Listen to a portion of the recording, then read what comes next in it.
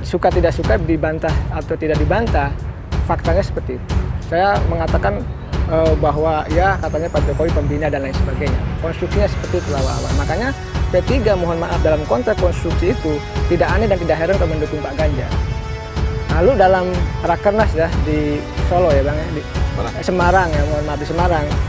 PAN juga sama, ya kan mengatakan bahwa Pak Ganjar dengan Pak Erik, bahkan ada tambahan cawapresnya Pak Erik, satu paket mengusulkan itu walaupun belum resmi.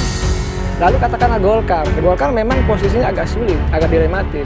Di satu sisi ya bisa saja ke PDIP, tapi PDIP sudah mengunci, ini agak repot. Kenapa? Ketua tim suksesnya sudah PDIP Mbak Puan.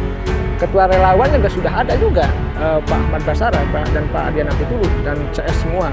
Jadi kalau Golkar masuk ke mohon maaf ya, ke PDIP pun capres tidak dapat, cawapres pun tidak dapat, ketua pemenangan pun tidak dapat.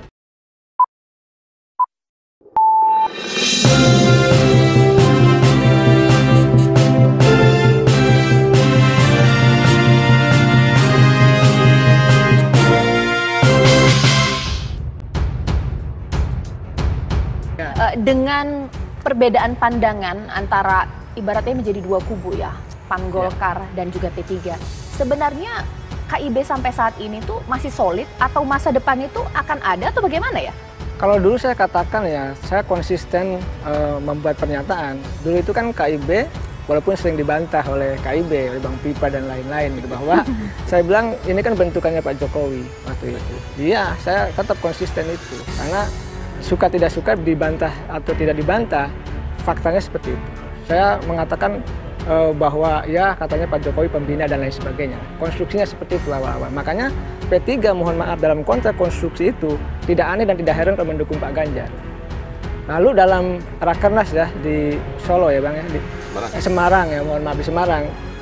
PAN juga sama, ya kan mengatakan bahwa Pak Ganjar dengan Pak Erik, bahkan ada tambahan cawapresnya Pak Erik, satu paket mengusulkan itu walaupun belum resmi. Lalu katakanlah Golkar memang posisinya agak sulit, agak dilematis. Di satu sisi ya bisa saja ke PDIP, tapi PDIP sudah mengunci, ini agak repot. Kenapa? Ketua tim suksesnya sudah PDIP Mbak Puan. Ketua relawan juga sudah ada juga, Pak Ahmad Basara dan Pak Adian Apitulu dan CS semua. Jadi kalau Golkar masuk ke mohon maaf ya, ke PDIP pun capres tidak dapat, cawapres pun tidak dapat, ketua pemenangan pun tidak dapat.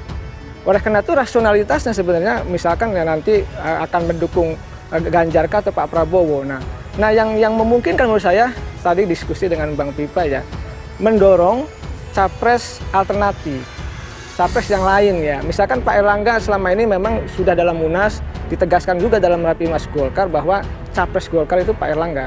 Tetapi kenapa tadi ya apa namanya P3 punya keinginan sendiri untuk mendukung Pak Ganjar? Saya melihat begini. Konstruksi KIB di awal tadi bentukan Pak Jokowi, lalu ke Pak Ganjar, dan keinginan PAN juga tadi sudah ke Pak Ganjar. Kalau Erick Thohir dijadikan cawapresnya, saya melihat ada bacaan-bacaan juga Golkar kemungkinan juga ke Pak Ganjar. Kemungkinan kalau di Pak Prabowo-nya Pak Erlangga tidak dijadikan sebagai cawapres. Oleh karena itu saya melihat ya kalkulasi apakah masih utuh atau tidak. Secara politik sebenarnya sih gini ya, kakinya sudah nggak ada satu. Ibarat kaki 5 itu kan nggak ada rodanya satu.